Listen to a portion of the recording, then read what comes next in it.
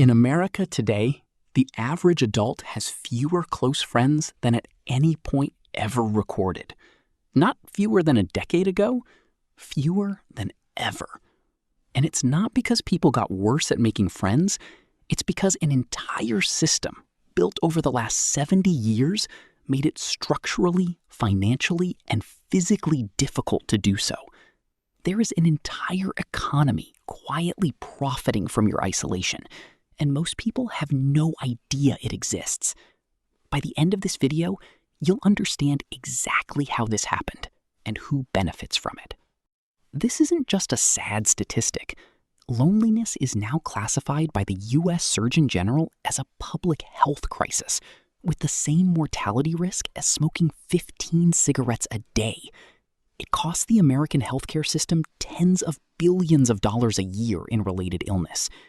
Nearly half of American adults report feeling seriously lonely on a regular basis. And yet almost nobody connects this to the roads they drive on, the neighborhoods they live in, or the companies that profit every time they stay home instead of going out. This crisis isn't hiding. It's just been made invisible by design. To understand how we got here, you have to go back to the years right after World War II. Millions of returning soldiers needed housing, and fast.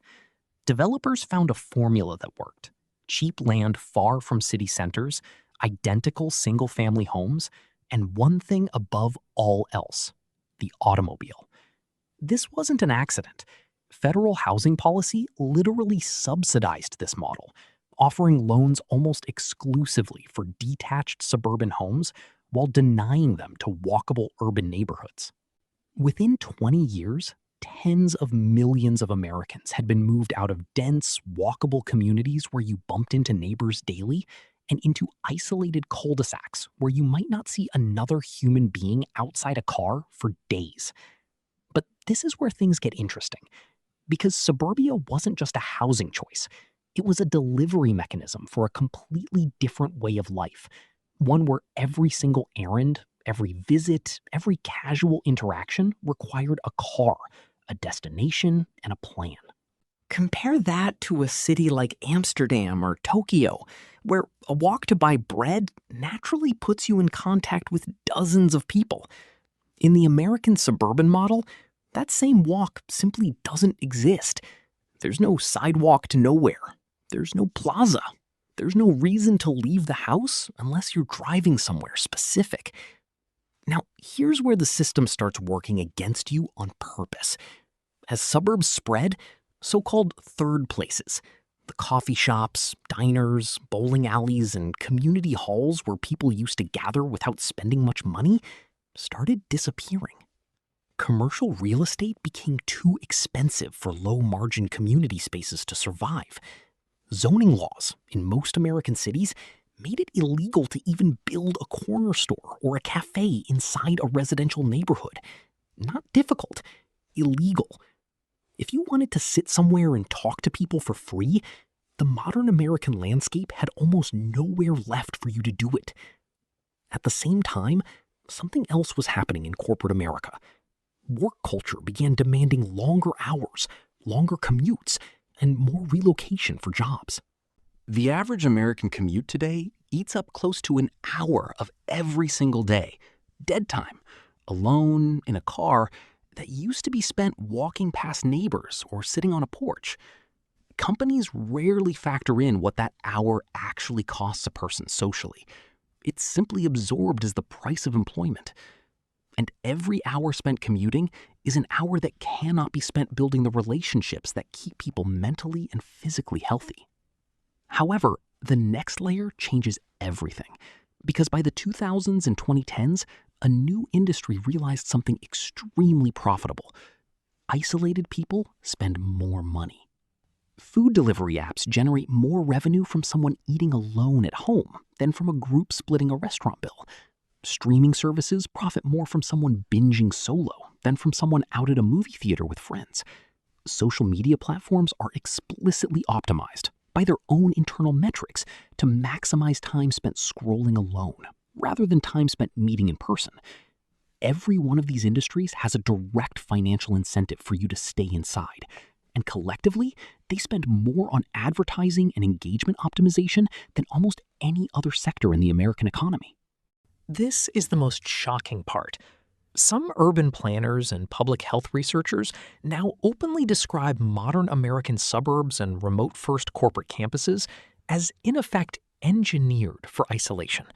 Not by any single villain, but by thousands of small decisions, each one logical on its own, that added up to a landscape where casual, unplanned human contact is almost mathematically impossible. You cannot bump into a friend on the way to work if there is no way, only a car and a highway. You cannot make new friends at a corner cafe if zoning law made building one illegal 50 years ago. The system wasn't designed to make you lonely. It was designed to sell cars, homes, and convenience.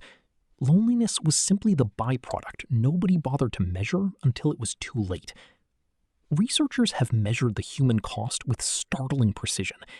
Harvard's ongoing study of adult development, one of the longest-running studies in the world, found that close relationships are the single strongest predictor of long-term happiness and health, stronger than income, stronger than career success.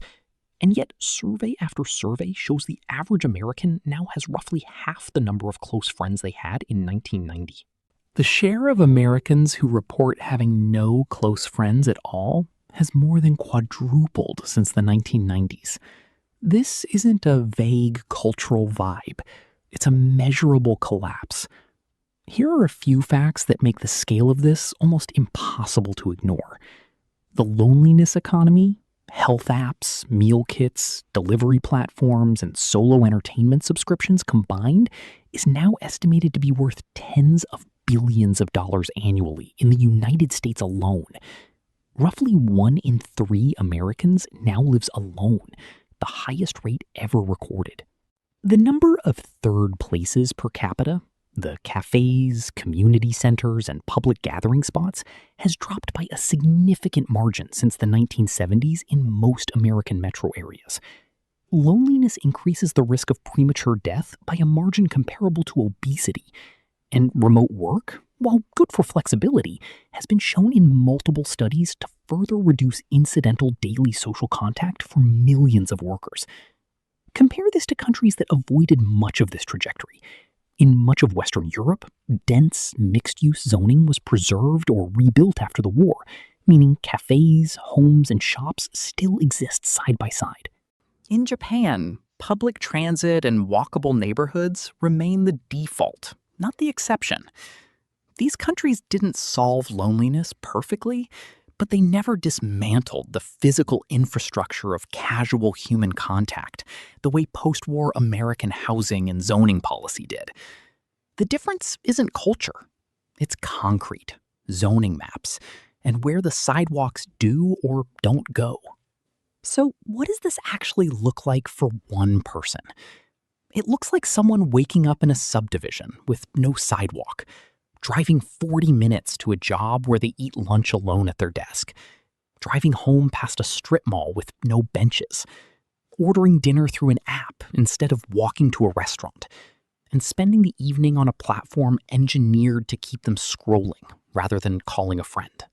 Not one part of that day was a personal failure. Almost every part of it was shaped by a decision made decades ago by a developer, a zoning board, or a company chasing engagement metrics. This is the part that should genuinely worry you, and also the part that gives some hope. Because if this problem was built piece by piece through policy and incentives, it can also be unbuilt the same way. Some American cities are already experimenting with loosening zoning laws to allow small cafes and shops back into residential neighborhoods. Some companies are rethinking remote work policies specifically because of the isolation data. None of this fixes the problem overnight, but understanding that loneliness in America isn't a personal failing, it's an engineering problem, is the first step toward actually solving it. So here's the real question. Do you think this can be fixed, or has America gone too far down this road to turn back? Let me know what you think in the comments, and tell me what part of this actually surprised you the most. If you want to see the next hidden system shaping modern life exposed like this, make sure to like this video and subscribe, because there's a lot more going on beneath the surface than most people ever realize.